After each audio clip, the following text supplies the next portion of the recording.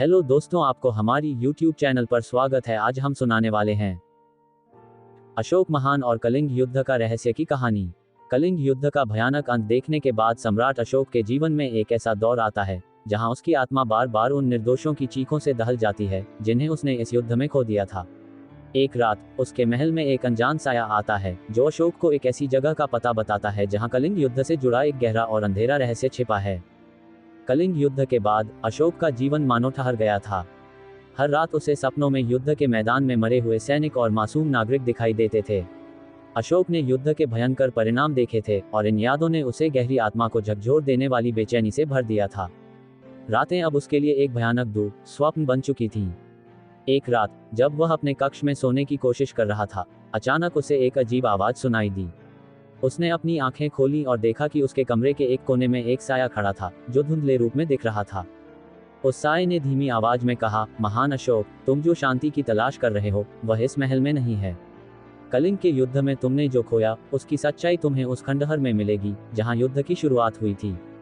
अशोक को साये की बातें अजीब लगी, लेकिन उसकी बेचैनी ने उसे खंडहर की ओर जाने के लिए विवश कर दिया। अगली सुबह वह अपने गिने चुने विश्वसनीय सैनिकों को लेकर कलिंग के खंडहर की ओर चल पड़ा। खंडहर पहुंचते ही उसे वहां एक अद्भुत ठंडक महसूस हुई जो पूरे क्षेत्र को घेरे हुए थी। उसने खंडहर के अंदर कदम रखा और महसूस किया कि जैसे वह किसी और दुनिया में प्रवेश कर चुका हो। चारों ओर वीरांगी का आलम था और उन खंडहरों में कई स्थानों पर खून के धब्बे अब भी जमे हुए थे, मानो युद्ध के बाद किसी ने उस स्थान को छुआ ही न हो। अचानक एक चीखती हुई आवाज सुनाई दी जिसने अशोक को एक क्षण के लिए थर्रा दिया। उसके सैनिकों ने भी उस भयानक चीख को सुना और सबने देखा कि खंडहर के भीतर का वातावरण अचानक बदलने लगा। पूरा क्षेत्र धुंध में बदल गया और आवाजें मानो चारों ओर से आने लगीं। वह आवाजें मरते हुए सैनिकों और लोगों की करुण पुकार थीं, जिनकी आत्माएं अभी तक वहीं बंधी हुई थीं। अशोक और उसके सैनिक आगे बढ़ते गए। जैसे जैसे वे गहरे खंडहरों में प्रवेश करते गए, उन्हें वहां दीवारों पर अजीब चित्र और निशान नजर आने लगे। ये चित्र युद्ध की विभीषिका, निर्दोषों की हत्या और एक भयंकर शक्ति का चित्रण कर रहे थे, मानो इन सब में कोई रहस्य छिपा था। तभी अशोक को दीवार पर एक विशेष चित्र दिखाई दिया जिसमें एक पुराना तांत्रिक अनुष्ठान दर्शाया गया था। उसमें लिखा था कि युद्ध के दौरान बलिदान की गई आत्माएं उस स्थान पर बंधी रहेंगी जब तक कि उन्हें किसी माध्यम से मुक्ति न मिले। ये भी लिखा था कि इस स्थान का संरक्षक एक तांत्रिक की आत्मा थी जिसने युद्ध से पहले यहाँ एक अभिशाप डाला था।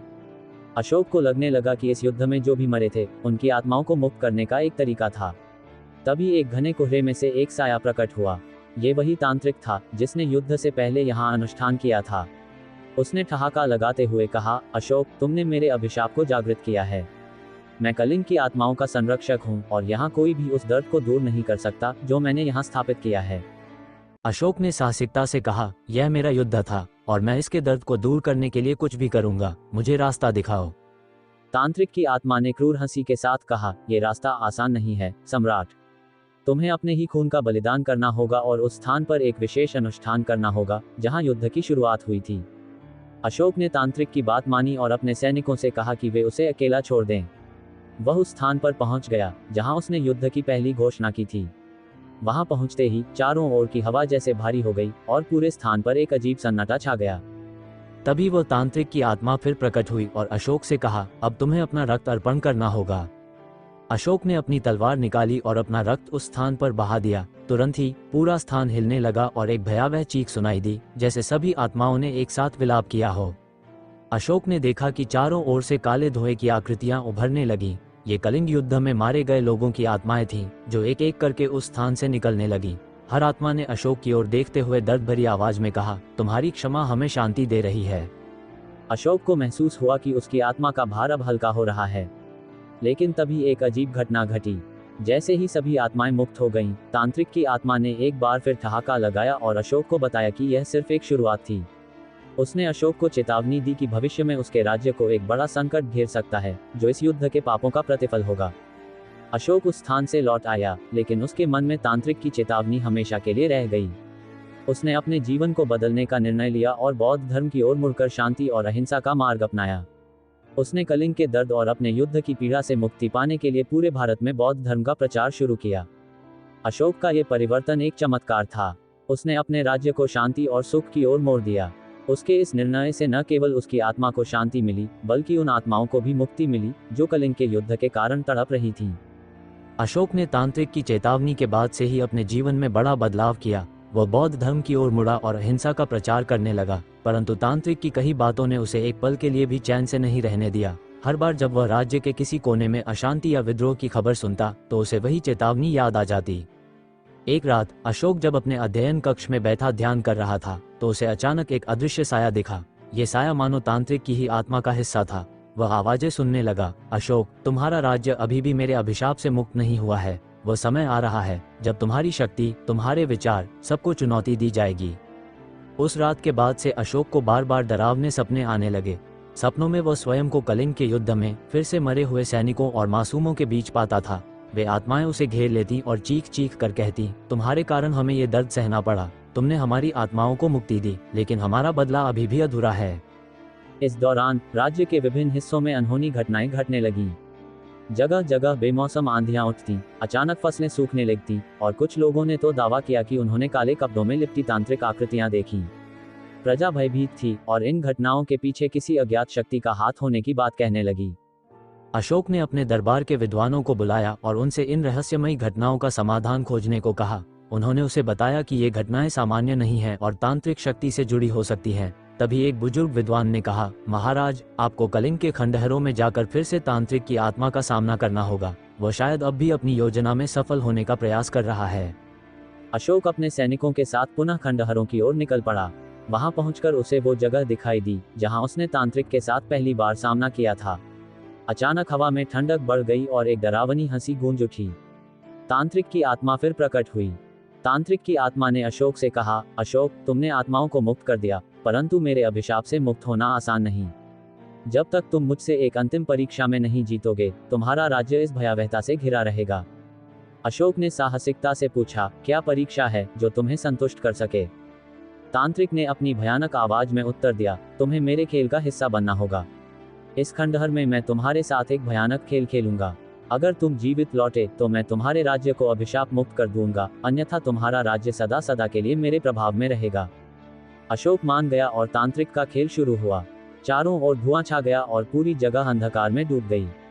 अशोक ने महसूस किया कि वह अकेला खड़ा है, उसके सैनिक कहीं गायब हो चुके थे। अचानक उसके सामने एक डरावनी आकृति प्रकट हुई जो एक अजीब तरह का झूमर थामे हुए थी। उसने अशोक से कहा, तुम्हें इस झूमर की एक एक मोमबत्ती को जलाना होगा, लेकिन यह आसान नहीं। हर मोमबत्ती जलाने के बाद तुम्हें मेरा एक सवाल हल करना होगा जो तुम्हारे जीवन की सबसे गहरी यादों से जुड़ा है। अशोक ने जैसे ही पहली मोमबत्ती जलाई, वह भूतिया आकृति उसके सामने एक सवाल लेकर आ गई। अशोक, क्या तुम अपने राज्य के हर व्यक्ति का दुख जानने का साहस रखते हो? अशोक ने अपनी आंखें बंद की और धीरे से उत्तर दिया, हाँ। तभी उसकी आंखों के सामने अपने राज्य के सभी नागरिकों की परेशानियां एक के बाद एक सामने आने लगीं। अशोक ने साहपूर्वक तांत्रिक की हर परीक्षा को पार किया, लेकिन अंतिम मोमबत्ती जलाने के बाद एक चमत्कारिक घटना घटी। तांत्रिक की आत्मा रोने लगी और उसने कहा, अशोक, तुमने मेरी आत्मा को मुक्ति दी है। मैं अब भी तुम्हें इस खेल में फंसाना चाहता था, पर तुम्हारी सहनशक्ति ने मुझे एहसास दिलाया कि मेरी भटकती आत्मा को भी शांति की तलाश थी। तुम जीत गए हो। इसके बाद तांत्रिक की आत्मा तिरोहित हो गई और चारों ओर का अंधकार छट गया। अशोक ने एक गहरी सांस ली और महसूस किया कि अब उसका राज्य इस भयावहता से मुक्त हो गया था। तांत्रिक की आत्मा को मुक्ति मिलने के बाद अशोक के राज्य में कुछ समय तक शांति और समृद्धि का माहौल था। प्रजा ने राहत की सांस ली और अशोक को एक महान शासक के रूप में मानने लगी जो अपने राज्य के हर संकट से निपटने में सक्षम था। लेकिन अशोक के मन में अब भी कुछ सवाल थे। तांत्रिक ने अंतिम क्षणों में जो कहा था, वो बात उसके दिमाग से हटती ही नहीं थी, ये शांति स्थायी नहीं है। अशोक हर रात तांत्रिक की आखिरी चेतावनी के बारे में सोचता और उसी खंडहर में अपने अनुभव को याद करता। एक अजीब बेचैनी उसे घेरे रहती, जैसे कि सब कुछ खत्म नहीं हुआ है। एक दिन राज्य के उत्तरी हिस्से से खबर आई कि वहां के जंगलों में अजीब सी घटनाएं हो रही हैं। लोगों ने वहां रात को काले धुएं का गुबार देखा और कुछ लोग गायब भी हो गए। इस रहस्यमयी घटना से वहां के लोग डर गए और गांव के मुखिया ने दरबार में आकर अशोक से सहायता मांगी। अशोक ने बिना समय गंवाए अपने सबसे भरोसेमंद सेनापतियों के साथ वहां जाने का निश्चय किया। वह जानता था कि यह कोई सामान्य घटना नहीं थी और शायद तांत्रिक की चेतावनी से जुड़ी हो सकती है। जब वे जंगल के नजदीक पहुंचे तो उन्हें उस जगह पर रहस्यमयी काला धुआं दिखाई दिया। ये धुआं मानो जीवित था और किसी की छाया के रूप में हर दिशा में फैल रहा था। अशोक ने जैसे ही जंगल के भीतर कदम रखा, उसे अचानक से एक रहस्यमय गूंज सुनाई दी। धुएं के बीच से एक वृद्ध तांत्रिक आकृति प्रकट हुई। उसने एक काले वस्त्र और लंबे बालों में खुद को छिपाया हुआ था और अशोक को देखते ही उसके चेहरे पर एक भयानक मुस्कान उभरी। उसने कहा, तुमने मेरे गुरु की आत्मा को मुक्त कर दिया, लेकिन उनकी सारी शक्ति को नहीं। उनकी कुछ शेष शक्तियां अब भी यहाँ हैं और मैं उन्हें पुनः प्राप्त करना चाहता हूँ।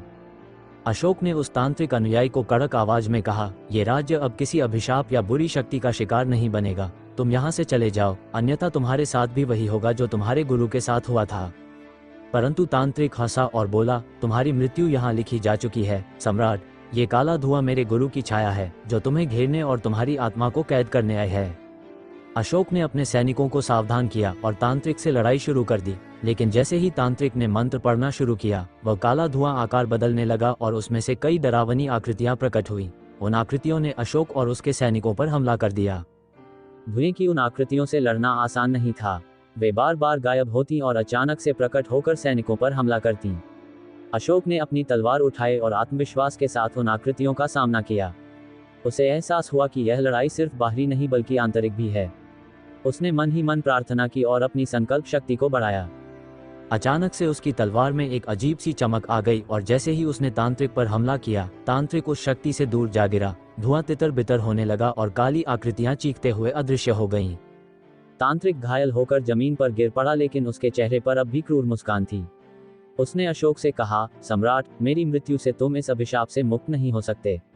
मेरी शक्ति अमर है और मेरा एक एक अंश तुम्हारे राज्य को सदा के लिए काले अंधेरे में ढके रहेगा। अशोक ने अपनी तलवार उठाई और तांत्रिक को मारने की कोशिश की, लेकिन तांत्रिक हंसता हुआ भूतिया धुएं में बदल गया और गायब हो गया। उसके जाते ही जंगल में शांति छा गई, लेकिन अशोक को यकीन था कि यह युद्ध अभी खत्म नहीं हुआ है। जब अशोक और उसके सैनिक जंगल से बाहर आए तो उन्हें वहां का माहौल बदला हुआ महसूस हुआ। तांत्रिक के जाने के बाद वहां का डर और अंधेरा गायब हो गया था। ग्रामीणों ने अशोक का स्वागत किया और उन्हें धन्यवाद दिया कि उन्होंने इस भूतिया शक्ति से उन्हें बचाया। लेकिन अशोक जानता था कि यह उसकी आखिरी परीक्षा नहीं थी। वह तांत्रिक का संदेश समझ गया था, यह अभिशाप अभी पूरी तरह से खत्म नहीं हुआ है। इस घटना के बाद अशोक ने अपने राज्य में शांति और अहिंसा का संदेश फैलाना शुरू किया, ताकि भविष्य में किसी भी तरह की बुरी शक्ति राज्य पर हावी न हो सके। अशोक अपने दरबार में लौट आया, लेकिन उसके मन में कई सवाल उमड़ रहे थे। उस रात उसे एक सपना आया। सपने में उसे वही पुराना खंडहर दिखा जहां उसने तांत्रिक की आत्मा को मुक्त किया था। लेकिन इस बार खंडहर और भी भयानक और डरावना लग रहा था, जैसे वहां किसी ने नया जादू किया हो। अशोक को लगा कि ये संकेत था कि उसे वहां फिर से जाना चाहिए। सुबह होते ही अशोक ने अपने सबसे भरोसेमंद सैनिकों और एक तांत्रिक जानकार को लेकर उसी खंडहर का रुख किया। खंडहर में पहुंचते ही अशोक ने महसूस किया कि वातावरण में एक भारीपन और अजीब सी ऊर्जा थी, जो पहले से कहीं ज्यादा डरावनी थी। ये खंडहर अब पहले से भी ज्यादा रहस्यमयी लग रहा था, जैसे यहाँ कोई नई ताकत जाग चुकी हो। खंडहर में घुसते ही अशोक और उसके सैनिकों को एक नई गुप्त सुरंग मिली, जो पहले दिखाई नहीं दी थी। उस सुरंग के द्वार पर अजीब प्रतीक बने हुए थे, जैसे कोई रहस्यमय शक्ति उन्हें रोकने की कोशिश कर रही हो। सैनिक भयभीत थे, लेकिन अशोक का संकल्प अटल था। वह उस सुरंग के भीतर घुसने का निश्चय कर चुका था, चाहे अंजाम कुछ भी हो। सुरंग में घुसते ही अशोक और उसके सैनिकों को एक ठंडी हवा का झोंका महसूस हुआ। जैसे ही वे आगे बढ़े, अजीब अजीब सी आवाजें सुनाई देने लगीं। लग रहा था कि सुरंग के भीतर कोई अदृश्य शक्ति मौजूद है जो उन पर नजर रख रही है। अंदर जाते ही उन्हें दीवारों पर रहस्यमयी मूर्तियां और चित्र बने हुए दिखे, जो तांत्रिकों के अनुष्ठानों को दर्शा रहे थे। इन चित्रों में कुछ अदृश्य शक्तियों को जागृत करने के तरीके दिखाए गए थे। अशोक ने देखा कि इनमें से एक चित्र में एक राजा का चित्रण था, जो एक भयानक युद्ध के बाद अंधेरे में घिरा हुआ था। अचानक उनके साथ आए तांत्रिक जानकार ने कहा, सम्राट, ये चित्र कलिंग युद्ध का प्रतीक हो सकता है। ये तांत्रिक शक्तियां आपको अंधेरे में घेरना चाहती हैं। ये सुरंग एक चेतावनी है, यहाँ जो भी आएगा उसे अभिशाप का सामना करना पड़ेगा। जैसे ही वे सुरंग के और अंदर गए, अंधेरे से कई भूतिया आकृतियां प्रकट हुई। ये आकृतियां सुरंग की दीवारों से बाहर आकर अशोक और उसके सैनिकों पर हमला करने लगी। अशोक ने अपनी तलवार उठाई और उन आकृतियों से लड़ने का प्रयास किया, लेकिन ये आकृतियां उसकी तलवार के वार से बच रही थीं। अचानक तांत्रिक जानकार ने एक मंत्र पढ़ना शुरू किया, जिससे आकृतियां थोड़ी देर के लिए शांत हो गईं। उसने अशोक को कहा कि ये भूतिया आकृतियां इस खंडहर के मालिक की आत्मा का हिस्सा हैं और इन्हें शांत करना आसान नहीं है। आखिरकार अशोक और उसके सैनिक सुरंग के अंतिम द्वार तक पहुंच गए। वहां पर एक विशाल प्रतिमा थी जो तांत्रिक की तरह दिखाई देती थी। प्रतिमा के पैरों में एक पवित्र ग्रंथ रखा था और उस पर कुछ शापित मंत्र लिखे हुए थे। अशोक ने महसूस किया कि यह वही तांत्रिक की शक्ति का स्रोत था जो अब भी सक्रिय थी। अचानक प्रतिमा ने अपनी आंखें खोली और भयानक आवाज में बोली, तुम यहाँ क्यों आए हो अशोक? मेरा अभिशाप इस राज्य पर हमेशा के लिए रहेगा। अशोक ने साहस के साथ कहा, तुम्हारा अभिशाप मेरे राज्य पर नहीं टिकेगा। मैंने युद्ध के बाद प्रायश्चित किया है और तुम्हारी शक्तियों से भी डरता नहीं हूँ। प्रतिमा ने एक भयानक हंसी के साथ अशोक को चुनौती दी, अगर तुम सच्चे हो तो मेरा ये ग्रंथ उठा लो और देखो कि क्या तुम इसकी शक्ति को झेल सकते हो। अशोक ने बिना डर के ग्रंथ उठाया। जैसे ही उसने ग्रंथ को छुआ, उसकी आंखों के सामने कई खौफनाक दृश्य आने लगे, युद्ध की भयावहता, कलिंग में हुई विनाश और मृत आत्माओं की चीखें। लेकिन उसने अपनी आत्मा की शक्ति से खुद को नियंत्रित किया और उन खौफनाक दृश्यों को झेलते हुए ग्रंथ को बंद कर दिया। अचानक प्रतिमा टूटने लगी और सुरंग के अंदर एक भयानक विस्फोट हुआ। सभी भूतिया आकृतियां गायब हो गईं और तांत्रिक का अभिशाप टूट गया। खंडहर से बाहर निकलते ही अशोक को सूर्य की पहली किरण महसूस हुई। उसे यह समझ में आ गया कि उसकी आत्मा की शक्ति ने तांत्रिक के अंधेरे को हमेशा के लिए समाप्त कर दिया है। राज्य में एक नई शांति का दौर शुरू हो गया। अशोक को तांत्रिक की पराजय के बाद एक नई शांति का अनुभव हुआ, लेकिन कुछ दिनों बाद दरबार में एक अजीब घटना घटित हुई। एक वृद्ध साधु दरबार में आए और अशोक के सामने आकर बोले, सम्राट, तांत्रिक का अभिशाप केवल एक हिस्सा था, असली खतरा अभी भी तुम्हारे आसपास मंडरा रहा है। अशोक ने चौंक कर पूछा, कौन सा खतरा मुनिव? मैंने तो तांत्रिक के अंधकार को समाप्त कर दिया है। साधु ने गंभीरता से कहा, तुम्हारी विजय से प्रसन्न हूँ, लेकिन अंधकार का केंद्र अभी भी वही है जहाँ युद्ध हुआ था कलिंग में। वहाँ तुम्हारे द्वारा देखे गए रक्त और मृत्यु ने एक नया बलिदान मांगा है। तुम्हें फिर से उस स्थान पर जाना होगा और इसे हमेशा के लिए समाप्त करना होगा। अशोक ने निर्णय लिया कि वह एक बार फिर कलिंग की ओर यात्रा करेगा, लेकिन इस बार अकेले। वह अपने सबसे भरोसेमंद मंत्री और सेनापति को राज्य की देखभाल के निर्देश देकर कलिंग की ओर रवाना हो गया। कलिंग पहुंचते ही उसे वहां की जमीन में कुछ अजीब सी गूंज महसूस हुई, जैसे युद्ध की चीखें अभी भी वहां मौजूद थीं।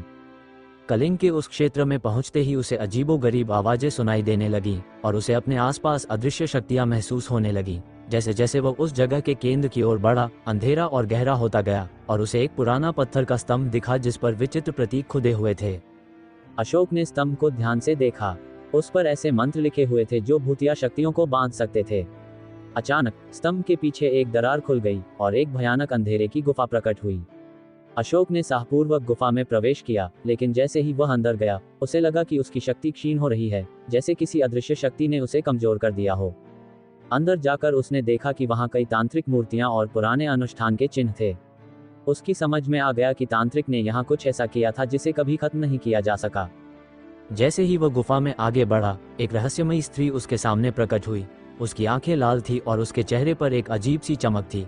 उसने अशोक की ओर देखकर कहा, तुम यहाँ क्यों आए हो सम्राट? ये स्थान तुम्हारे जैसे जीवित लोगों के लिए नहीं है। अशोक ने साहसपूर्वक जवाब दिया, मैं इस राज्य को मुक्त करना चाहता हूँ। तांत्रिक का अंधेरा अब खत्म होना चाहिए।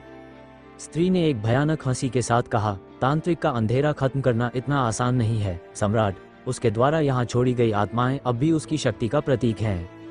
अशोक ने जैसे ही आगे बढ़ने का प्रयास किया, उस रहस्यमयी स्त्री ने कुछ अजीब सी आवाजें निकाली और अंधेरे से कई आत्माएं प्रकट हुई। ये आत्माएं बेहद खतरनाक और क्रूर थीं और उनमें से हर एक की चीखें अशोक के दिल में डर पैदा कर रही थीं। लेकिन अशोक का हौसला अटल था। वह उन आत्माओं से लड़ने के लिए तैयार था। अचानक एक आत्मा ने उस पर हमला किया और अशोक ने अपनी तलवार निकालकर उस पर वार किया, लेकिन तलवार आत्मा को छू भी नहीं सकी। अशोक को समझ में आ गया कि यह लड़ाई सामान्य नहीं है। उसने मंत्रोच्चारण करना शुरू किया और आत्माओं पर अपनी आत्मा की शक्ति से प्रहार करने लगा। धीरे धीरे आत्माएं शांत होने लगीं।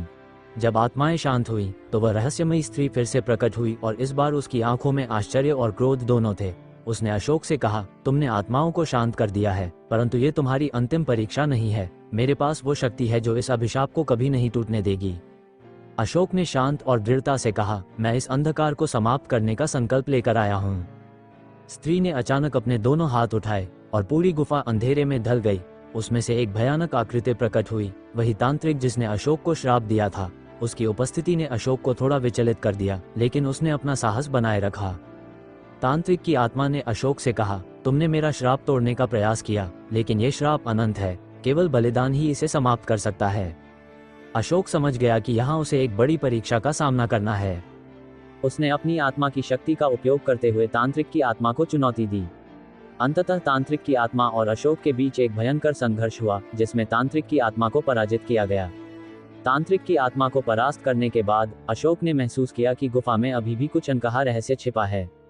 जैसे ही उसने चारों ओर नजर दौड़ाई, उसने गुफा की दीवारों पर कुछ प्राचीन चित्र और शिलालेख देखे। उन चित्रों में युद्ध, बलिदान और कुछ रहस्यमयी राक्षसों की आकृतियां थीं, जो ऐसा प्रतीत हो रहा था मानो वे जीवित हो। तभी एक अजीब सी गूंज उसके कानों में पड़ी, मानो कोई पुकार रहा हो। उस गूंज में दर्द, पीड़ा और भय था, और उसने अशोक को गुफा के और गहरे हिस्से की ओर खींच लिया। अशोक जैसे ही गुफा के उस हिस्से में पहुंचा, वहां अचानक ठंड बढ़ने लगी। उसे महसूस हुआ कि वहां कई आत्माएं कैद हैं, जिनकी मूक चीखें गुफा की दीवारों से टकरा रही थीं। ये आत्माएं उस दिन के कलिंग युद्ध में मारे गए उन निर्दोष लोगों की थीं, जिन्हें तांत्रिक ने अपने अनुष्ठानों में बलि चढ़ाया था। इन आत्माओं के बीच एक विशेष आत्मा थी, जिसने अशोक को देखा और उसके पास आकर बोली, हे सम्राट, तुमने तांत्रिक की आत्मा को हराया है, लेकिन हमें मुक्त करने के लिए तुम्हें अपने भीतर के डर से लड़ना होगा। हमारे बलिदान ने इस भूमि को श्रापित कर दिया है। अशोक ने आत्मा से वादा किया कि वह इस श्राप को खत्म करने के लिए कुछ भी करने को तैयार है। आत्माओं ने अशोक को एक विशेष अनुष्ठान की जानकारी दी, जिसे केवल एक सत्य और साहसी योद्धा ही कर सकता था। यह अनुष्ठान गुफा के अंतिम हिस्से में करना था, जहां तांत्रिक की असली शक्ति का केंद्र था। अशोक ने आत्माओं के निर्देशों का पालन किया और गुफा के गहरे अंधेरे हिस्से में पहुंच गया, जहां उसे एक विशाल पत्थर का मंच मिला। मंच पर खून के निशान और विचित्र प्रतीक खुदे हुए थे। उस मंच पर खड़े होते ही उसे अचानक एक भयानक रोशनी का आभास हुआ, और गुफा में हर ओर हंसी और चीखों का मिश्रण सुनाई देने लगा।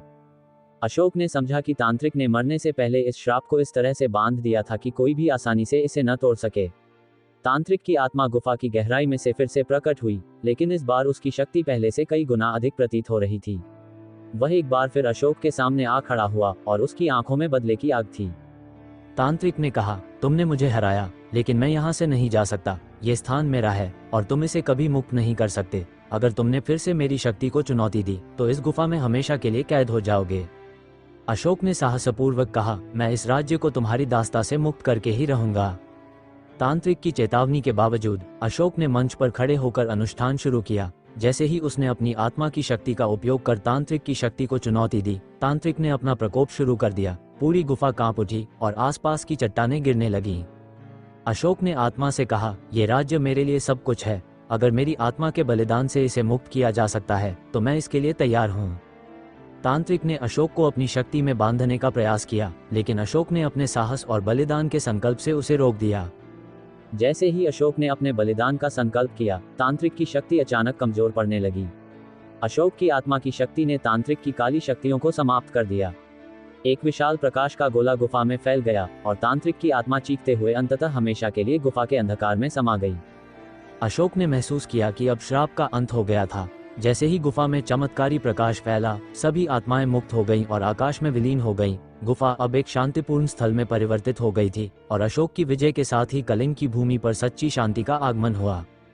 तांत्रिक को हराने के बाद अशोक को लगा कि उसने कलिंग को श्राप से मुक्त कर दिया है। लेकिन जब वह गुफा से बाहर निकलने की कोशिश करने लगा, तो उसे एक अजीब सी शक्ति ने रोक लिया। गुफा के प्रवेश द्वार पर एक गहरी और ठंडी छाया उसके सामने आकर खड़ी हो गई, जो किसी राक्षसी आकृति की तरह प्रतीत हो रही थी। ये छाया बोलने लगी, तुमने तांत्रिक को हराया, लेकिन अब तुम्हें मुझसे गुजरना होगा। मैं इस भूमि की रक्षा करने वाला राक्षस हूँ, जिसे तांत्रिक ने अपने अंतिम अनुष्ठान में जीवित कर दिया था। अशोक ने महसूस किया कि यह राक्षस तांत्रिक की अंतिम सुरक्षा था, जिसे उसने अपनी शक्तियों के संरक्षण के लिए जागृत किया था। अशोक ने अपनी तलवार को कसकर पकड़ लिया और पूरी हिम्मत के साथ उस राक्षस का सामना करने के लिए तैयार हो गया। राक्षस ने एक जोरदार गर्जना की और पूरे गुफा को झकझोर दिया। उसकी आंखें अंधकार में चमक रही थीं, और उसकी शक्ति का प्रभाव गुफा के हर कोने में महसूस हो रहा था। अशोक ने सोचा कि इस राक्षस को हराने के लिए केवल शारीरिक शक्ति नहीं, बल्कि मानसिक साहस की भी आवश्यकता होगी। उसने अपने अंदर की सारी ऊर्जा को इकट्ठा किया और राक्षस की ओर बढ़ा। राक्षस ने अपनी राक्षसी ताकत से अशोक पर हमला करना शुरू कर दिया।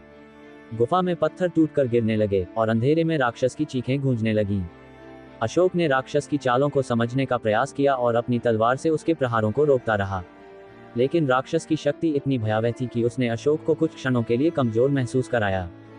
अचानक अशोक को एक विचार आया। उसने उन शिलालेखों को याद किया जो गुफा में देखे थे। उन शिलालेखों में एक मंत्र लिखा था जो राक्षसी शक्तियों को शांत कर सकता था। अशोक ने ध्यानपूर्वक उस मंत्र को दोहराना शुरू किया। जैसे जैसे उसने मंत्र पढ़ा, राक्षस की शक्ति धीरे धीरे कम होने लगी। राक्षस के प्रहार कमजोर पड़ने लगे और उसकी राक्षसी छाया धुंधली होने लगी, लेकिन तभी राक्षस ने एक आखिरी जोरदार हमला करने की ठानी जिसमें उसकी पूरी शक्ति निहित थी। अशोक ने आखिरी शब्द पढ़ते ही अपनी तलवार को ऊपर उठाया और राक्षस के अंतिम प्रहार का सामना किया। मंत्र का प्रभाव राक्षस पर इतना शक्तिशाली था कि वह एक तेज चीख के साथ गुफा की दीवारों में समा गया और एक रहस्यमय रोशनी में बदल गया। राक्षस के विनाश के बाद गुफा में एक अजीब सी शांति फैल गई। अचानक गुफा की दीवार पर एक द्वार उभर आया। इस द्वार के पीछे कुछ अद्भुत और रहस्यमय प्रतीत हो रहा था। अशोक ने सोचा कि शायद ये द्वार इस गुफा का अंतिम रहस्य उजागर करेगा। वो द्वार की ओर बढ़ा और उसे खोला। अंदर एक गुप्त कक्ष था जिसमें प्राचीन शिलालेखों के साथ साथ कई ऐसे रहस्य थे जो कलिंग के इतिहास और इसके रहस्यमय शक्तियों के बारे में बताते थे। अशोक ने गुप्त कक्ष में कदम रखा और वहां पर एक पुरानी तांत्रिक पुस्तक पाई। ये पुस्तक उन अनुष्ठानों का राज खोल रही थी जिनका उपयोग कलिंग के शक्तिशाली लोगों ने अपनी रक्षा के लिए किया था। इस पुस्तक के अंत में एक चेतावनी भी लिखी थी, जो भी इस पुस्तक के रहस्यों को जानने का प्रयास करेगा उसे अपनी आत्मा का बलिदान देना पड़ेगा। अशोक ने समझ लिया कि इस पुस्तक के रहस्य बहुत शक्तिशाली और खतरनाक हो सकते हैं। वो पुस्तक को वहीं छोड़कर बाहर निकला क्योंकि वह जानता था कि कलिंग के लोगों की भलाई के लिए इन रहस्यों का पर्दाफाश नहीं होना चाहिए। गुफा से बाहर निकलते वक्त अशोक के मन में उस तांत्रिक पुस्तक की रहस्यमयी ऊर्जा का प्रभाव बना रहा। जैसे जैसे वह गुफा से दूर जा रहा था, उसे महसूस हुआ कि उस पुस्तक ने उसे पीछे मुड़कर देखने के लिए मजबूर किया। मन में संदेह की एक लहर दौड़ी। क्या उसने सही किया उसे छोड़कर? क्या उसमें ऐसा कुछ था जिससे कलिंग का भविष्य और अधिक उज्ज्वल हो सकता था? अशोक के मन में एक आवाज गूंजने लगी, वापस आओ, ये रहस्य तुम्हारे राज्य की शक्ति को बढ़ा सकता है। उस आवाज में आकर्षण और भय दोनों ही थे, जिससे अशोक का हृदय विचलित हो उठा। जब अशोक गुफा से बाहर आया तो वह थोड़ी देर के लिए आराम करने के इरादे से बैठा। तभी वह देखता है कि चारों ओर अदृश्य आत्माओं का एक समूह प्रकट हो गया। यह वही आत्माएं थीं जिन्हें उसने पहले मुक्त किया था। इन आत्माओं में से एक ने कहा, हे सम्राट, तुम्हें पुस्तक में छुपे रहस्य की लालसा नहीं करनी चाहिए। वह पुस्तक अंधकार की ओर ले जाती है और जिसने भी उसे पढ़ने का प्रयास किया है उसका अंत भयावह हुआ है। लेकिन अशोक का मन शांत नहीं था। आत्माओं की चेतावनी के बावजूद वह जानना चाहता था कि आखिर उस पुस्तक में ऐसा क्या था जिसे तांत्रिकों ने इतने गहरे छुपा रखा था। रात होने पर अशोक ने आखिरकार ये तय किया कि वह फिर से गुफा में जाकर पुस्तक को देखेगा। एक गहरी बेचैनी और रहस्य की तड़प ने उसे गुफा की ओर खींच लिया। वह गुफा में प्रवेश कर उस गुप्त कक्ष तक पहुंचा और पुस्तक को अपने हाथों में उठाया। जैसे ही उसने पुस्तक को खोला, एक तेज अजीब सी रोशनी पूरे कक्ष में फैल गई और उस प्रकाश के भीतर एक तांत्रिक आकृति प्रकट हुई। यह आकृति तांत्रिक की आत्मा थी जो पुस्तक की रक्षा के लिए बंधी हुई थी। तांत्रिक की आत्मा ने अशोक की ओर देखा और कहने लगी, तुमने मेरा श्राप तोड़ा और मेरी रक्षा में बने राक्षस को हराया, लेकिन इस पुस्तक का रहस्य जानने का साहस किया तो अब तुम मेरे श्राप से नहीं बच सकते। अशोक ने अपने साहस को संभाला और तांत्रिक से कहा, मैं किसी भी श्राप से डरता नहीं हूँ। मेरे राज्य की भलाई के लिए मैं किसी भी शक्ति का सामना कर सकता हूँ। तांत्रिक ने एक भयानक हंसी के साथ अशोक पर हमला करने की कोशिश की, लेकिन अशोक ने अपने भीतर की सारी शक्ति को इकट्ठा कर तांत्रिक की आत्मा का सामना किया। अशोक के साहस और बलिदान के दृढ़ निश्चय ने तांत्रिक की शक्ति को कमजोर कर दिया। तांत्रिक ने अपनी अंतिम शक्ति का प्रयोग कर अशोक को मारने का प्रयास किया, लेकिन अशोक ने अपने साहस और मंत्र का प्रयोग कर उसे रोक दिया।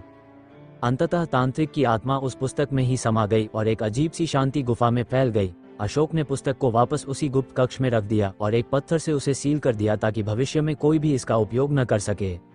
अगले एपिसोड में क्या अशोक कलिंग की धरती को पूरी तरह सुरक्षित कर पाएगा, या ये रहस्यमयी पुस्तक अभी भी अपने अंधेरे प्रभाव में किसी और को खींच लेगी? गुफा छोड़ने के बाद अशोक का मन शांत नहीं था। तांत्रिक की आत्मा को हराने के बावजूद वह किसी अनदेखे खतरे का अनुभव कर रहा था। कुछ समय बाद अशोक को लगातार अजीब से सपने आने लगे। इन सपनों में वह खुद को उसी गुफा के गुप्त कक्ष में देखता जहां से किसी अनजान शक्ति की आवाजें उसे पुकार रही होती। इससे अशोक का मन अस्थिर हो गया और वह ये सोचने पर मजबूर हो गया कि क्या उस पुस्तक का असर अभी भी उस पर हो रहा है। अशोक ने सपनों की सच्चाई जानने के लिए अपने दरबार में प्रसिद्ध भविष्यवक्ता को बुलाया। भविष्यवक्ता ने अशोक के सपनों को सुनने के बाद कहा, हे सम्राट, ये पुस्तक सामान्य नहीं है। इसके रहस्य अज्ञात हैं और इसका प्रभाव केवल आपके सपनों तक सीमित नहीं रहेगा। यह एक श्रापित पुस्तक है जो जिसे भी छू लेती है उसकी आत्मा को निगलने का प्रयास करती है। भविष्यवक्ता की चेतावनी ने अशोक के मन में और भी भय का संचार कर दिया। उसने समझ लिया कि यदि यह पुस्तक अपने स्थान पर रही तो कलिंग के लोगों के लिए एक भयंकर आपदा बन सकती है। भविष्यवक्ता ने सुझाव दिया, इस पुस्तक को इस धरती से मिटा देना होगा। केवल ऐसा करने से ही इसका असर पूरी तरह समाप्त होगा, लेकिन इसे नष्ट करना सरल नहीं है। इसके लिए आपको काशी के महान साधु महात्मा धीरेंद्रनाथ की सहायता लेनी होगी, जिनके पास इस प्रकार की तांत्रिक शक्तियों का नाश करने का ज्ञान है। अशोक ने तुरंत काशी जाने का निर्णय लिया और अपने विश्वासपात्र सैनिकों के साथ गुफा की ओर बढ़ा, जहां उसने पुस्तक को गुप्त कक्ष में बंद कर रखा था। रास्ते में ही रहस्यमयी घटनाएं घटने लगीं। गुफा के पास पहुंचते ही सैनिकों में से कुछ अजीबोगरीब हरकतें करने लगे, मानो वे किसी अनदेखी शक्ति के प्रभाव में आ गए हों। एक एक कर सैनिक अशोक से दूर होकर गुफा की ओर बढ़ने लगे, जैसे उन्हें कोई अदृश्य शक्ति खींच रही हो। अशोक ने समझ लिया कि यह उसी तांत्रिक पुस्तक का प्रभाव है जो उन्हें अपने जाल में फंसाने की कोशिश कर रही है। उसने मन ही मन गुप्त मंत्रों का जाप करना शुरू कर दिया ताकि वह अपने सैनिकों को सुरक्षित रख सके। गुफा में प्रवेश करते ही अशोक और उसके बचे हुए सैनिक उस गुप्त कक्ष तक पहुंचे, लेकिन कक्ष के अंदर घुसते ही अंधकार ने उन्हें घेर लिया और एक जोरदार आवाज गूंजने लगी, तुम मुझे बार बार परेशान करने का प्रयास कर रहे हो सम्राट अशोक, इस बार तुम यहाँ से जीवित नहीं लौटोगे। अशोक ने साहस दिखाते हुए कक्ष के भीतर जाकर उस पुस्तक को उठाया और अपनी तलवार से उसे रोकने का प्रयास किया। अशोक ने तांत्रिक पुस्तक को लेकर काशी की ओर प्रस्थान किया। वहां पहुंचते ही उसने महात्मा धीरेंद्रनाथ को पुस्तक सौंप दी और उनसे मदद की याचना की। धीरेंद्रनाथ ने पुस्तक को देखा और कहा, ये पुस्तक तो अंधकार का सम्राट है, इसे नष्ट करने के लिए मुझे एक विशेष अनुष्ठान करना होगा, जिसमें पूरे एक दिन और रात का समय लगेगा। धीरेंद्रनाथ ने अपने अनुयायियों के साथ मिलकर उस पुस्तक पर अनुष्ठान शुरू किया। अनुष्ठान के दौरान चारों ओर भीषण तूफान और बिजली की गर्जना होने लगी। धीरेंद्रनाथ ने ध्यान मग्न होकर तांत्रिक मंत्रों का उच्चारण किया ताकि उस पुस्तक की सारी नकारात्मक शक्तियों का नाश हो सके। जैसे ही अनुष्ठान समाप्त हुआ, एक दिव्य प्रकाश उस पुस्तक से निकलकर आसमान की ओर बढ़ गया। अचानक पुस्तक जलकर राख में बदल गई और एक अद्भुत शांति का अनुभव हुआ। धीरेंद्रनाथ ने मुस्कुराते हुए अशोक से कहा, अब ये श्रापित पुस्तक सदा के लिए नष्ट हो गई है, अब कलिंग पर इसका कोई भी प्रभाव नहीं पड़ेगा। अशोक ने चैन की सांस ली और अपनी भूमि की ओर वापस लौट आया। उसके हृदय में एक संतोष और शांति का भाव था, क्योंकि उसने कलिंग को उस भयावह श्राप से मुक्त कर दिया था। कलिंग की भूमि पर फिर से शांति और समृद्धि लौट आई। लोग एक बार फिर अपने सम्राट अशोक की वीरता और बलिदान की कहानियां सुनाते और गर्व महसूस करते।